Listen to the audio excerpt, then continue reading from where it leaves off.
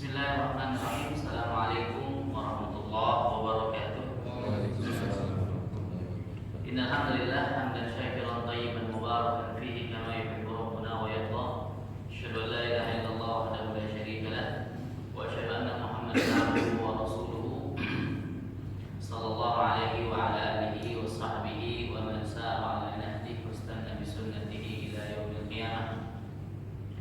Qala Allah tabaraka wa ta'ala fi kitabihil karim, a'udzu billahi minasyaitonir rajim. Ya ayyuhalladzina amanu taqullaha haqqa tuqatih wa la tamutunna illa wa antum muslimun. Allah Subhanahu wa taala menyeru kepada kita semua, wahai orang-orang yang beriman, bertakwalah kalian kepada Allah dengan sebenar-benarnya takwa, dan janganlah kalian mati kecuali dalam keadaan berislam, dalam keadaan telah menyerahkan kehidupan kita hanya untuk Allah Subhanahu wa taala. Amma ba'da, in asdaqal hadithi kitabullah wa khairul huda huda Muhammad alaihi salatu wassalam wa syarrul umuri muhdatsatuha wa iyyakum wa muhdatsatil umur. Jamaah yang dimuliakan oleh Allah Subhanahu wa taala, alhamdulillah kembali pada malam hari ini kita diberikan kesehatan yang besar oleh Allah Subhanahu wa taala, dengan banyaknya nikmat-nikmat duniawi, nikmat-nikmat agama, sehingga 24 jam seorang mukmin itu berbeda dengan 24 jamnya orang yang tidak beriman, dengan 24 jamnya orang kafir. Tentunya satu hari yang Allah Subhanahu wa taala berikan kepada kita akan bisa memberikan manfaat besar, bisa kita isi dengan perkara-perkara yang bernilai, yang berkualitas. Ada tabungan-tabungan kebaikan yang kita tabung untuk kebaikan kehidupan kita di dunia. Demikian pula ada karya-karya terbaik yang akan kita tuai kelak di hadapan Allah Subhanahu wa taala. Sehingga seorang mukmin tentunya di dalam beribadah, di dalam berdoa dan meminta kepada Allah Subhanahu wa taala, di antara doa-doa yang diajarkan kepada kita adalah doa yang dikenal dengan istilah doa sapu jagat, yaitu kita meminta kebaikan, kesuksesan di dunia, kesuksesan di akhirat, penjagaan daripada api neraka. Dan itulah ciri kehidupan seorang mukmin, ya, ciri kehidupan seorang mukmin. Dia senantiasa mengusahakan apa yang terbaik untuk kehidupan dunianya. Rabbana atina fid dunya hasanah.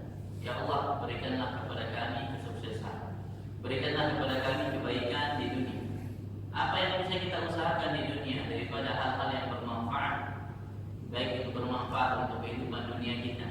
Dalam hal ini para ulama mengatakan yang bermanfaat untuk dunia adalah rezeki yang halal, dan bermanfaat untuk agama kita.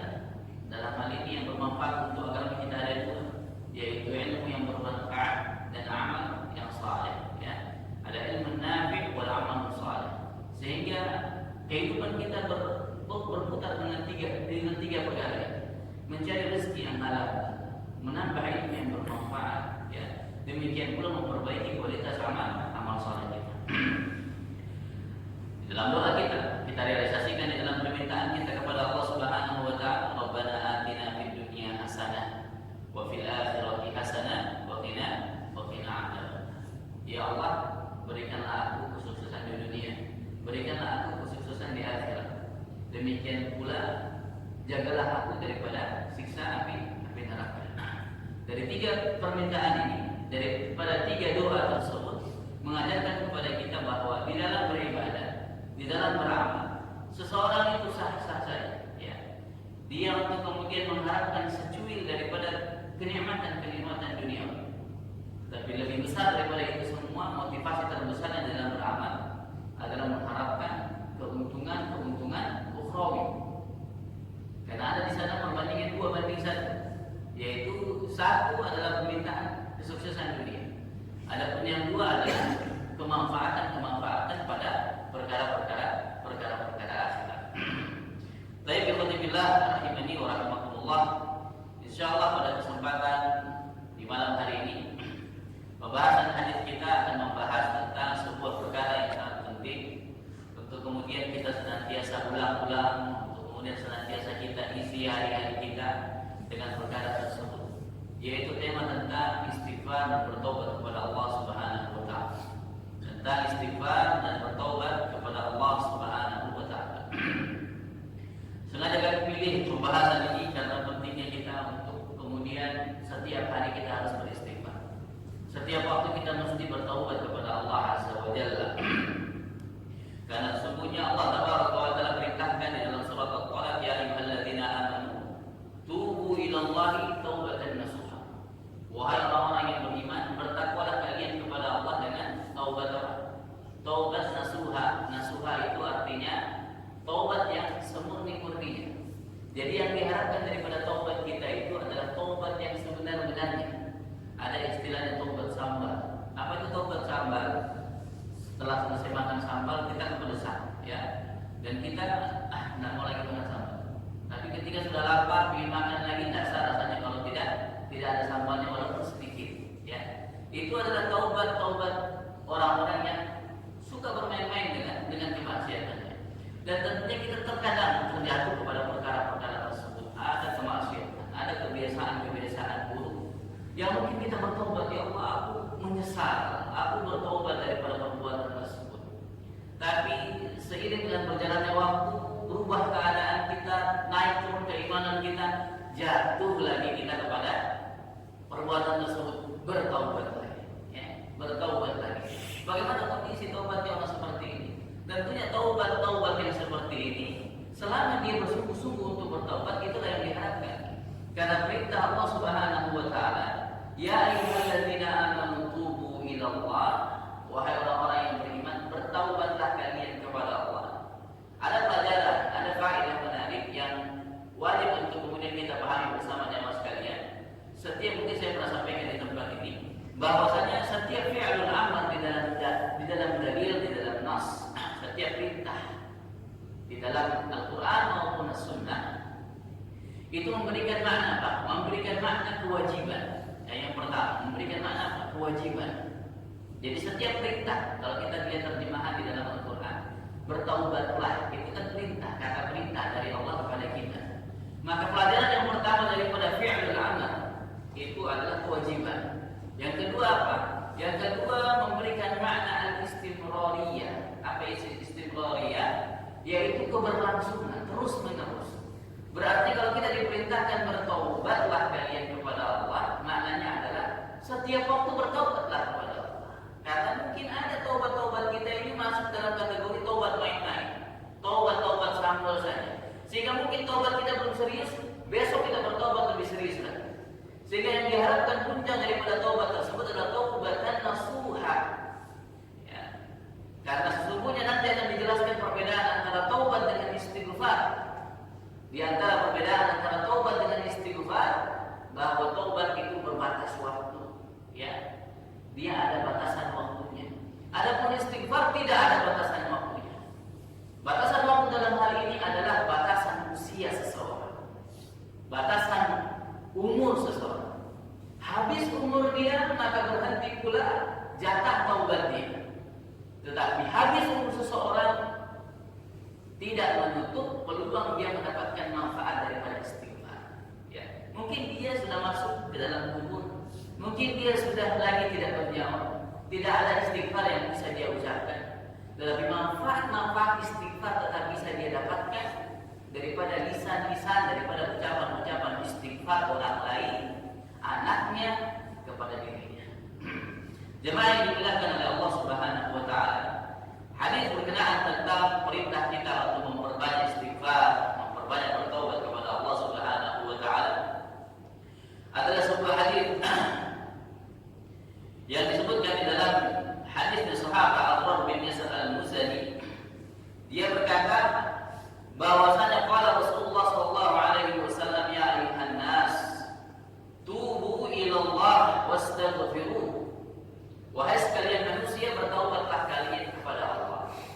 Bertaubatlah kalian kepada Allah, wastaghfiruh, dan beristighfarlah kalian. Ya, wastaghfiruh, istighfar itu maknanya meminta al-maghfirah. Ya, sering kita dapatkan istilah-istilah dalam agama kita ini. Ada istilah seperti istighfar. Apalagi selain istighfar yang ada istilah di depannya.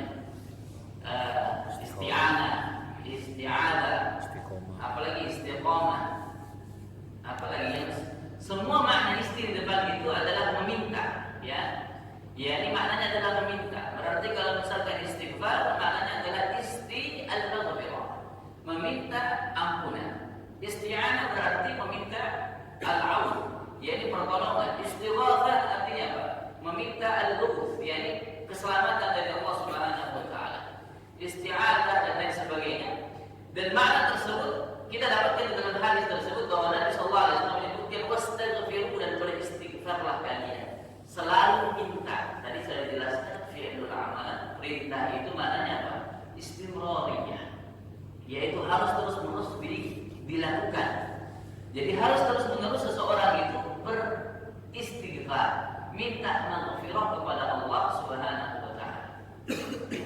Kemudian Nabi sallallahu alaihi wasallam melanjutkan di dalam hadis tersebut, "Fa inni atubu fil yaumi marrah." Karena aku bertaubat kepada Allah di dalam satu hari 100 kali. Wa fi riwayat akthar min 70 wa akthar min 100 marrah. Ya, lebih daripada 70 kali, lebih daripada 100 kali. Ini Rasulullah yang sudah diberikan jaminan masuk surga, diberikan jaminan diampuni dosanya yang lalu maupun yang akan datang.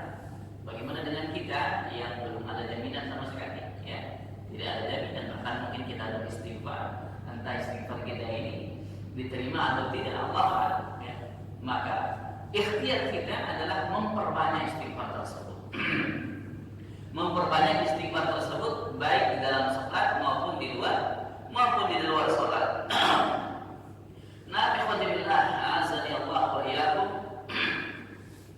Para ulama menyebutkan di antara definisi daripada taubah, mereka menyebutkan bahwa makna taubah adalah rujuk min adz-dzanb, yaitu kembalinya seseorang daripada kesalahan, daripada dosa ila ta'ah, kepada ketaatan. Dalam definisi yang lain disebutkan taba ila Allah yatubu taubatan, wa taubatan mutaba'an bimakna anaba wa raja'a al-ma'siyati ila ta'ati. Yakni taubatnya seseorang kepada Allah, kembali daripada perbuatan maksiat menuju perbuatan ketaatan kepada Allah Azza wa Jalla. Sehingga sebagian para ulama seperti Al-Imam Al-Asbahani rahimahullah ta'ala menyebutkan bahwasanya definisi daripada taubat itu adalah al-i'tiraf wan-nadam wal-'azmu 'ala alla ya'uda al-insan man iftarahu. Yani beliau menyebutkan definisi daripada taubat tersebut, seseorang itu dikatakan dia bertaubat apabila dia i'tiraf. Dia akui semua. Kita mesti akui terlebih dahulu apa dosa-dosa kita. Sehari, 2 hari, sepekan kita akui. Sebelum mungkin dalam hari Kamis ketika Allah Subhanahu wa taala angkat catatan amal-amal kita akui dosa-dosa kita. Apa yang masih kita lakukan daripada perbuatan-perbuatan buruk, daripada kemaksiatan-kemaksiatan ini yang harus pertama kita ketahui. yakni al-i'tiraf, kita mengenal, kita mengakui dosa-dosa kita. Kemudian wan-nadam kata beliau, yakni menyesal. Ya, kita akui dan kita sesali semua perbuatan-perbuatan tersebut. Kita merasa sedih, kita merasa kotor diri kita ketika membayangkan perbuatan-perbuatan daripada dosa yang telah kita lakukan. Wal iqla' wal 'azm. Demikian pula berhenti dan berusaha untuk tidak mengulangi kembali perbuatan tersebut. Ikhwani billah rahimani wa rahimakumullah, at-taubah ya, sebagaimana yang Allah Subhanahu wa taala sebutkan di dalam surat At-Talaq, ya ayyuhalladzina amanu tubu ilallahi taubatan nasuha. Adalah perintah yang jelas bagi kita untuk senantiasa mengisi hari kita dengan taubat wal istighfar. Sehingga dibedakan antara istighfar dan taubat, dari bahwa hal tersebut adalah dua perkara yang berbeda. Ada disebutkan dalam surat Hud, Allah Subhanahu wa taala berfirman, "Wa anistaghfiru rabbakum tsumma tubu ilaihi." Jemaah yang dimuliakan oleh Allah Subhanahu wa taala, di awal saya sudah jelaskan definisi daripada at-taubah. Sekarang definisi daripada istighfar, kata Al-Imam Asbahani rahimahullah taala, istighfar adalah meminta ampun kepada Allah dengan ucapan dan perbuatan, ya. Dengan ucapan dan perbuatan. Yani kita mulai dengan meminta ampunan, astaghfirullah atau Rabbi ghfirli atau Allahumma ghfirli, banyak macam-macamnya. Bahkan di dalam kafaratul majlis kita pun meminta kepada Allah. Jadi tidak hanya dengan astaghfirullah. Banyak sekali model-model redaksi-redaksi dari Nabi sallallahu alaihi wasallam, pernyataan-pernyataan ucapan kita meminta ampun kepada Allah. Dan itu akan sempurna istighfar apabila ditutup dengan perbuatan. Jadi meminta ampun kepada Allah tidak hanya lisan kita mengatakan astaghfirullah, ya Allah aku minta ampun, ya Allah ampunilah, tetapi harus direalisasikan dengan perbuatan. Apa realisasi perbuatannya? Ya tidak kembali melakukan hal tersebut, bertobat, kemudian kita melaksanakan sholat, melaksanakan kebaikan-kebaikan yang lainnya. Karena sesungguhnya Allah Subhanahu wa taala menyebutkan innal hasanat yudhibnas sayyi'at. Nabi sallallahu alaihi wasallam menyebutkan innal hasanat yudhibnas sayyi'at. Di dalam hadis disebutkan bahwasanya wattabi'is sayyi'ata hasanatan tamhuha wa khaliqin nas bi khuluqin hasan, bahwasanya iringilah setiap keburukan-keburukan tersebut dengan apa? Dengan kebaikan-kebaikan. Ini menunjukkan istighfar itu harus juga dengan perbuatan, ya, tidak hanya dengan ucapan. Jemaah yang dimuliakan oleh Allah Subhanahu wa taala, kita kembali kepada dalil surat Hud yang saya bacakan tadi. Wa anistaghfiru rabbakum tsumma tubu ilaihi. Di awal Allah Subhanahu wa taala menyebutkan dan beristighfarlah kepada Rabb kalian. Ini adalah satu perkara, ya. Tsumma tubu ilaihi. Kemudian bertaubatlah kepadanya. Tsumma dalam terjemahan bahasa Indonesia bermakna kemudian, ya. Faedah pelajaran daripada kata tsumma dalam bahasa Arab itu menunjukkan tertib, urutan, ya. Menunjukkan apa? Menunjukkan urutan bahwa ini terlebih dahulu dilakukan baru kemudian ini. Dari dalil ini menunjukkan bahwa yang pertama harus dilakukan apa? Istighfar, kemudian apa? Kemudian taubat. Ini menunjukkan dua hal ini berbeda, ya. Dua hal ini berbeda. Menarik apa yang dikatakan oleh Ibnu Qayyim rahimahullahu taala di dalam Madarijus Salikin. Beliau menjelaskan bahwasanya perbedaan antara istighfar dengan taubat. Beliau katakan bahwa istighfar itu adalah meminta perlindungan daripada kejelekan dosa yang telah terjadi, ya. Yaitu meminta perlindungan daripada kejelekan dosa yang telah kita lakukan. Setiap waktu yang telah kita lalui tentunya tidak lepas daripada dosa. Sebagaimana kata Nabi sallallahu alaihi wasallam bahwa setiap anak cucu Adam itu adalah suka berdosa, khata', ya. Yani kerjanya suka melakukan dosa. Khata' itu wazannya di dalam bahasa Arab fa'al. Fa'al itu artinya kerjaannya memang suka berbuat, ya. Berarti khata' itu kerjaannya suka salah, ya. Suka melakukan kesalahan. Kalau mungkin kita checklist setiap hari 24 jam yang kita lakukan, banyak sekali kesalahan yang sudah kita lakukan. Banyak sekali maksiat yang kita lakukan.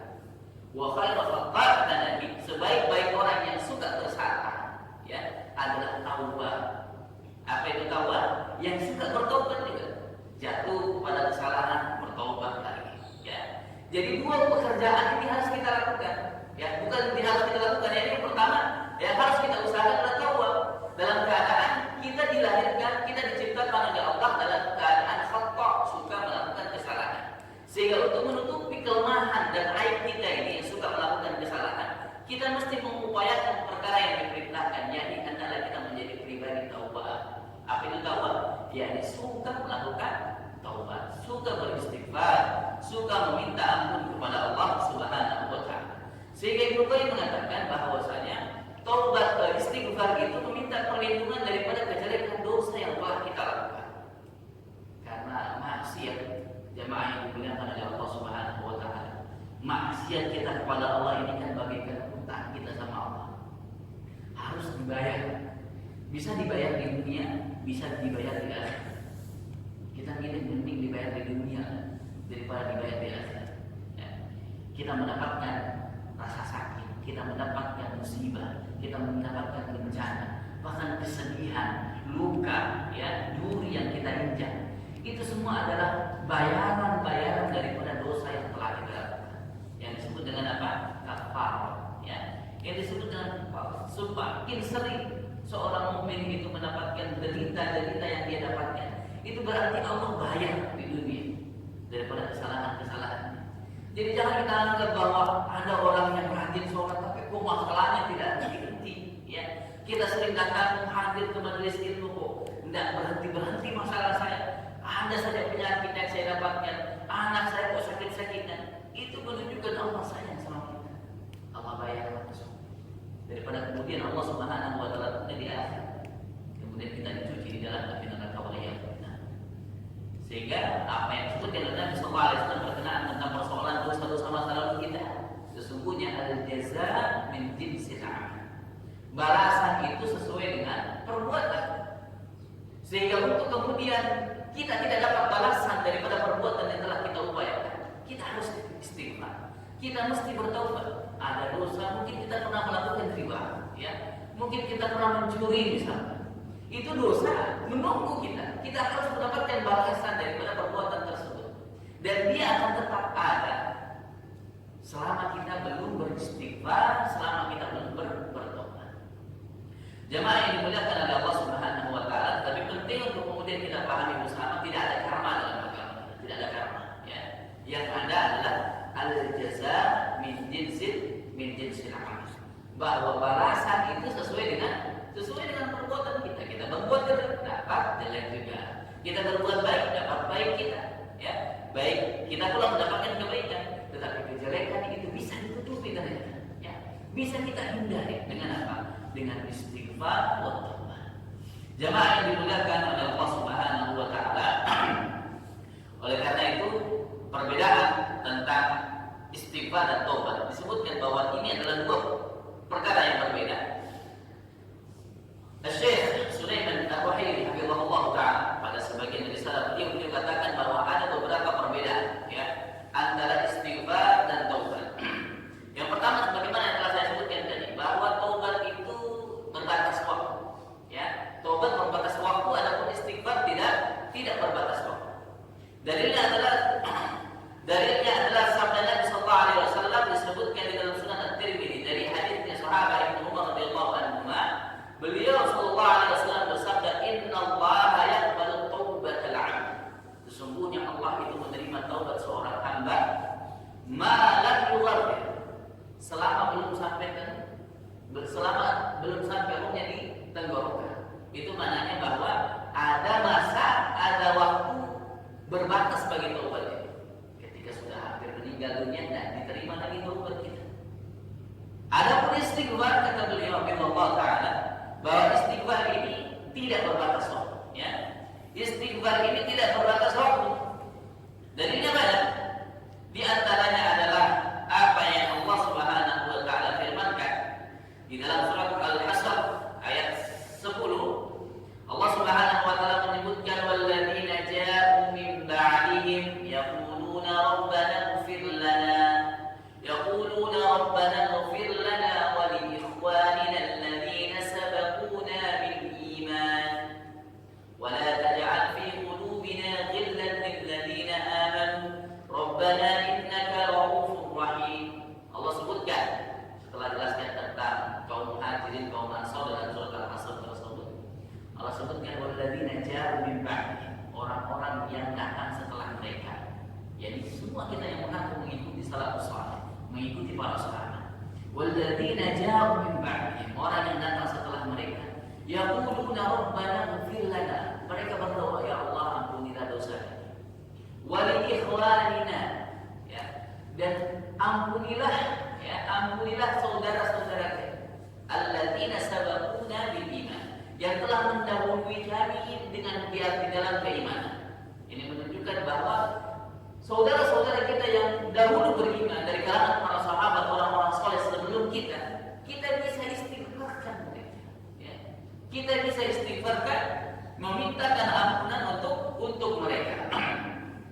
Sebagaimana disebutkan pula tentang orang-orang tua, ya. Orang-orang tua yang mendapati dirinya mendapatkan derajat tinggi di sisi Allah Subhanahu wa taala. Kemudian ketika mereka mengatakan, bagaimana kamu mendapatkan derajat yang tinggi seperti ini? Disebutkan di istighfar waladika, yakni dengan sebab istighfarnya anak-anakmu untuk kalian. Jadi saudara-saudara kita, orang-orang tua kita, kerabat-kerabat kita yang sudah meninggal mendahului kita, bisa mendapatkan manfaat daripada istighfar kita untuk mereka. Apa doa kita untuk orang tua? Allahumma ghfirli wa liwalidayya warhamhuma kama rabbayani shaghira. Hakikat doa ini adalah meminta istighfar, ya, mengistighfarkan orang tua kita, ya. Jadi doa orang tua itu maknanya adalah mengistighfarkan, memintakan ampunan untuk kedua orang tua kita. Jamaah yang dimuliakan oleh Allah Subhanahu wa taala. Ini perbedaan yang pertama, ya. Adapun di antara perbedaan yang lain, ya. Di antara perbedaan yang lain adalah apa yang disebutkan oleh Syekh Hafizahullah taala, bahwasanya tobat tersebut harus memberikan syarat, dia harus berhenti. Tobat tersebut diterima apabila orang tersebut betul-betul berhenti daripada perbuatan maksiat. Adapun istighfar tidak, ya. Adapun istighfar tidak disyaratkan dia kemudian mesti betul-betul meninggalkan perbuatan tadi, ya. Tidak disyaratkan dia betul-betul meninggalkan perbuatan yang dia istighfar. Contoh misalkan kita kan disebut oleh Nabi sallallahu alaihi wasallam khata, suka bersalah.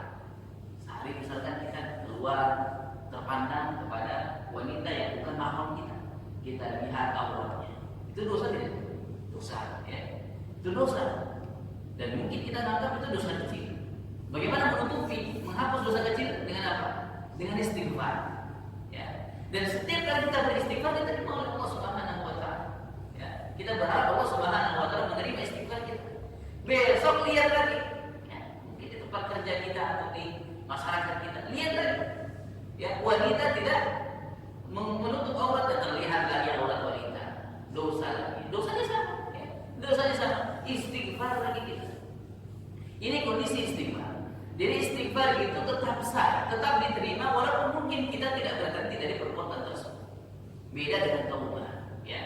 Beda dengan taubat. Taubat itu akan diterima apabila betul-betul dia berhenti secara total daripada perbuatan tersebut. Jemaah yang dimuliakan oleh Allah Subhanahu wa taala, demikian pula perbedaan yang lain, bahwasanya taubat itu hanya bisa dilakukan oleh pelakunya sendiri. Adapun istighfar tidak, ya. Istighfar bisa kita dapatkan manfaatnya daripada istighfarnya orang lain kepada kita. Ya, istighfarnya anak kepada orang tuanya, istighfarnya saudara untuk saudaranya yang lain, dan lain sebagainya. Sehingga apapun daripada kebaikan orang untuk kemudian memberikan istighfar kepada kita, ini adalah menunjukkan bahwasanya istighfar itu tidak disyaratkan, ya, dilakukan oleh orang tersebut. Jemaah yang dimuliakan oleh Allah Subhanahu wa taala, kemudian berbicara tentang persoalan istighfar, tentunya kita sudah dapat penjelasan, ya. Kita mendapatkan penjelasan bahwa istighfar itu redaksinya bermacam-macam. Doa kepada orang tua juga bentuk istighfar. Apa yang kita baca di dalam sujud kita, subhanallahumma wa bihamdika Allahumma ighfirli, itu juga istighfar, ya. Duduk di antara dua sujud, apa yang kita baca? Rabbi ighfirli. Ya, di antara redaksi doa duduk di antara dua sujud adalah Rabbi ighfirli. Itu juga istighfar, ya. Bayangkan 4 rakaat kita sholat isya, kita baca. Setiap gerakan kita istighfar, ya. Setiap gerakan kita minta ampun sama Allah Subhanahu wa taala. Dan ternyata dengan banyaknya istighfar tersebut, setelah salam juga apa yang kita baca? Astagfirullah. 3 kali kita mengucapkan istighfar kepada Allah. Di dalam sholat istighfar, di luar sholat juga istighfar. Bahkan yang paling pertama dibaca bukan alhamdulillah, ya. Karena oleh sebagian mungkin ada yang mengucapkan alhamdulillah setelah salam, alhamdulillah bukan, ya. Tetapi yang dilakukan oleh Nabi sallallahu alaihi wasallam adalah istighfar. Ini menunjukkan pentingnya urgensi daripada perkara istighfar. Tetapi jemaah yang dimuliakan oleh Allah Subhanahu wa taala, istighfar ini ternyata ada sayyidnya, ya.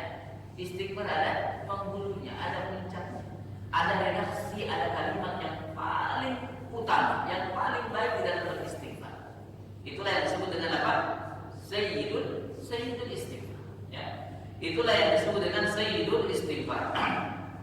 Dan hal ini telah disebutkan oleh Nabi sallallahu alaihi wasallam yang menjelaskan kepada kita tentang keutamaan sayyidul istighfar.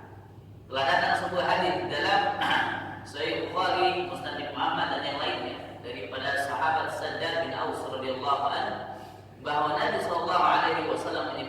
Sayyidul Istighfar.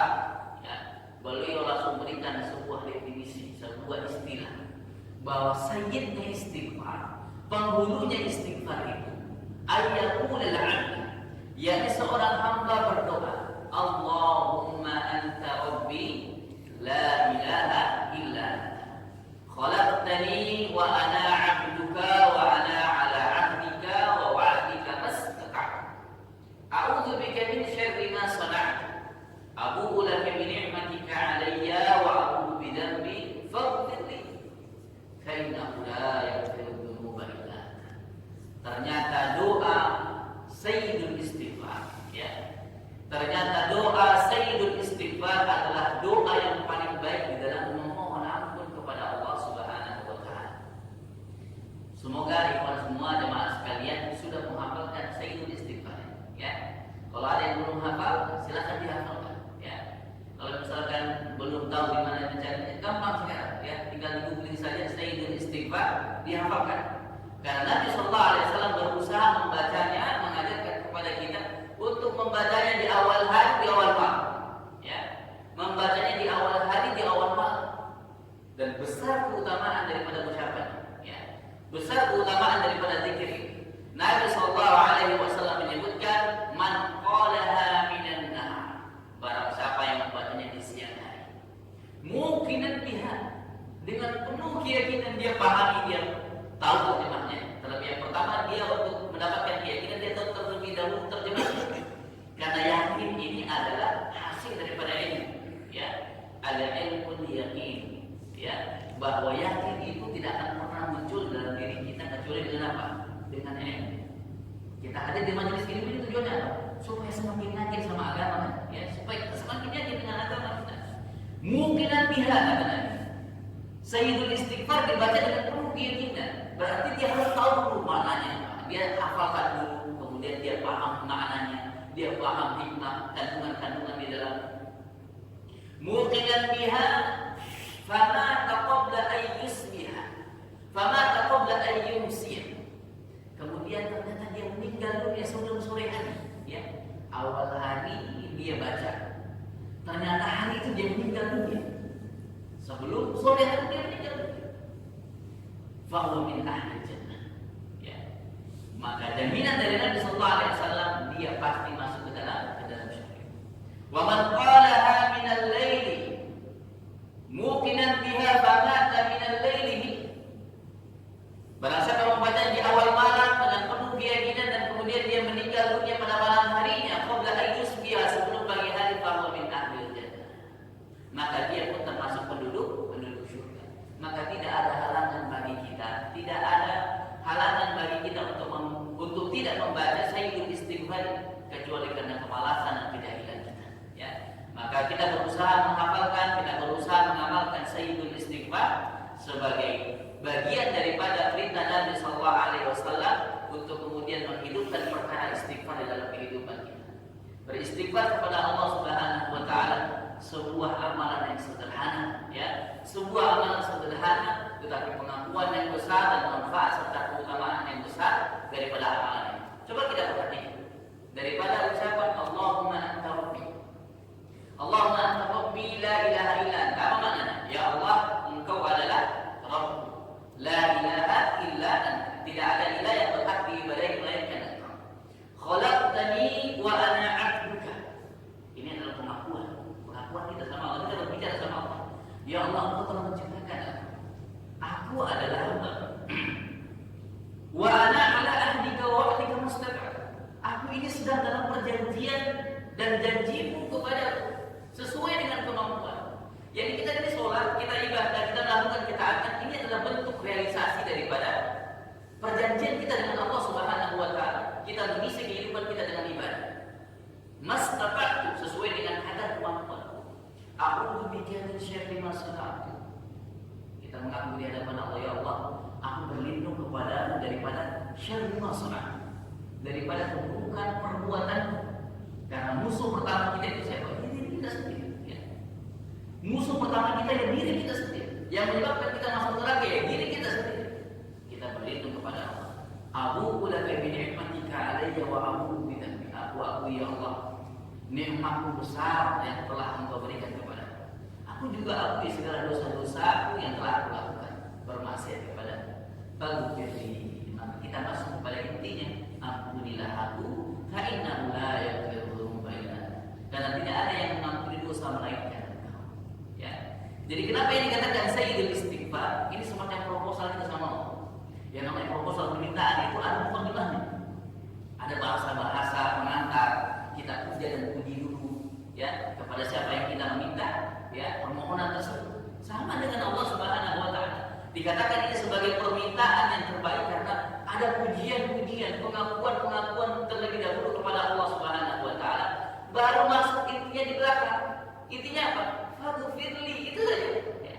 Faghfirli, ampunilah. Pengantarnya banyak.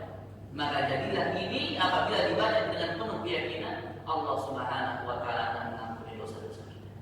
Jemaah yang dimuliakan oleh Allah Subhanahu wa taala, perkara apakah dosa kita diterima, perkara apakah istighfar kita diterima, itu adalah urusan Allah Subhanahu wa taala.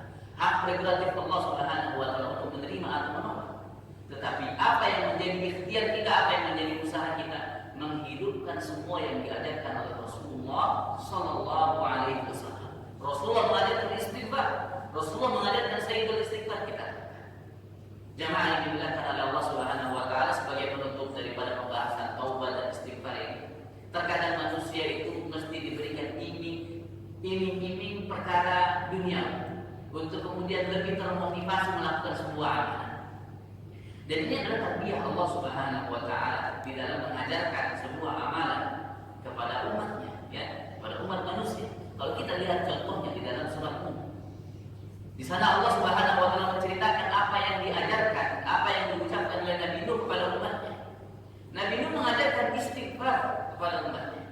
Setelah Nabi Nuh mengajarkan agar mereka beristighfar, Nabi Nuh mengajarkan, menyebutkan bahwa ada keuntungan duniawi yang bisa kalian dapatkan dengan istighfar tersebut. Ya, jadi tarbiyah di antara cara untuk kemudian memotivasi diri kita bisa mengharapkan secuil daripada nikmat-nikmat dunia. Ya, sebagaimana saya sebutkan di awal. Allah Subhanahu wa taala menyebutkan dalam surat Faqul tastaghfiru rabbakum innahu kana ghaffara. Maka aku katakan kepada mereka, ya Allah, ya kata Nuh, istaghfiru rabbakum, beristighfarlah kalian kepada Rabb kalian, innahu kana ghaffara, sesungguhnya Dia Maha menerima taubat. Yursilis samaa'a 'alaikum midrara. Ya, kemudian Nabi Nuh mengatakan ada nikmat dunia bisa kalian dapatkan. Apa itu? Yursilis samaa'a 'alaikum midrara. Allah turunkan hujan lebat untuk kalian. Ini nikmat, ini rezeki, ini rahmat. Wa yumdidukum bi amwalin wa banin. Kemudian Allah juga akan tambahkan untuk kalian harta. Ya, Allah tambahkan untuk kalian keturunan. Wa yaj'al lakum jannatin wa yaj'al lakum anhar. Allah jadikan untuk kalian kebun-kebun, Allah buatkan untuk kalian sungai-sungai. Ini nikmat dunia ya Mas. Nikmat dunia. Diajarkan oleh Allah Subhanahu wa taala bahwa di balik amalan-amalan yang kita lakukan akan diiringi oleh nikmat-nikmat dunia, akan diiringi oleh perkara-perkara dunia, dan itu bisa menjadi motivasi seseorang di dalam melakukan sebuah amalan. Tetapi bukan menjadi tujuan utama, bukan menjadi motivasi yang paling utama. Motivasi yang paling utama adalah mengharapkan wajah Allah, mengharapkan ridha Allah, mengharapkan surganya Allah Subhanahu wa taala. Tapi boleh kita mengharapkan sedikit daripada secuil perkara-perkara dunia. Jamaah yang dimuliakan oleh Allah Subhanahu wa taala, inilah keutamaan daripada istighfar. Karena memang ternyata istighfar apabila dilazimkan itu memang mendatangkan rezeki. Mendatangkan rezeki. Telah datang sebuah akal daripada Hasan al-Basri ketika ditanya, ya, ketika dia didatangi oleh orang-orang yang mengadukan tentang perkara musim kemarau yang menimpa daerahnya, ada dua pasangan suami istri yang mengadukan tak pernah mandul, belum mendapatkan keturunan. Mengadu, ya, apa solusinya? Apa yang mesti kita lakukan? Cuma diperintahkan lazimkan istighfar, perbanyak istighfar kepada Allah. Tidak ada berserah kata lagi mereka mengabarkan bahwa sudah mereka mendapatkan anak, ya, sudah mendapatkan musim yang lebih baik. Ini menunjukkan bahwa ternyata istighfar perkara yang sederhana, amalan yang sangat ringan untuk kemudian kita ucapkan, ternyata bisa memberikan manfaat yang sangat besar. Ya, Allah Subhanahu wa bisa mencairkan, ya, yang bisa menjadi perkara mendatangkan rezeki yang tersendat, ya. Ada rezeki-rezeki kita yang tersendat, ada rezeki-rezeki kita yang tertahan. Kenapa tertahan? Tertahan karena kemaksiatan yang telah kita lakukan, ya. Jadi daripada dampak efek negatif daripada kemaksiatan menghalangi rezeki kita sendiri. Sudah dicatat rezeki kita di Lauhul Mahfuz, dicatat ketika kita masih dalam rahim rezeki kita. Tapi ternyata kita sendiri yang menghalangi rezeki tersebut datang kepada kita. Karena dengan apa? Dengan dosa-dosa yang telah kita lakukan. Maka untuk kemudian mendatangkan rezeki yang sudah tersendat tadi, kita beristighfar kepada Allah Subhanahu wa taala. Dan tentunya istighfar yang terbaik adalah istighfar sayyidul istighfar. Yang mana itu semua akan bisa lebih terrealisasi dengan benar, akan bisa terwujudkan dengan benar apabila kita mengiringinya dengan taubat dan nasuha, ya. Betul-betul bertobat kepada Allah Subhanahu wa taala untuk kemudian tidak mengulangi lagi perbuatan-perbuatan dosa, baik itu dosa-dosa besar maupun dosa-dosa kecil yang mungkin terus-menerus kita lakukan, yang mungkin terus-menerus kita terjatuh padanya. Demikian yang bisa kita pelajari pada pembahasan kesempatan malam hari ini daripada pembahasan tentang perintah Rasulullah SAW, anjuran Rasulullah SAW untuk kita mengisi hari-hari kita dengan taubat, dengan beristighfar kepada Allah Subhanahu wa taala. Dalam sehari Rasulullah SAW ada target-target harian kita. Berapa kali kita mesti istighfar?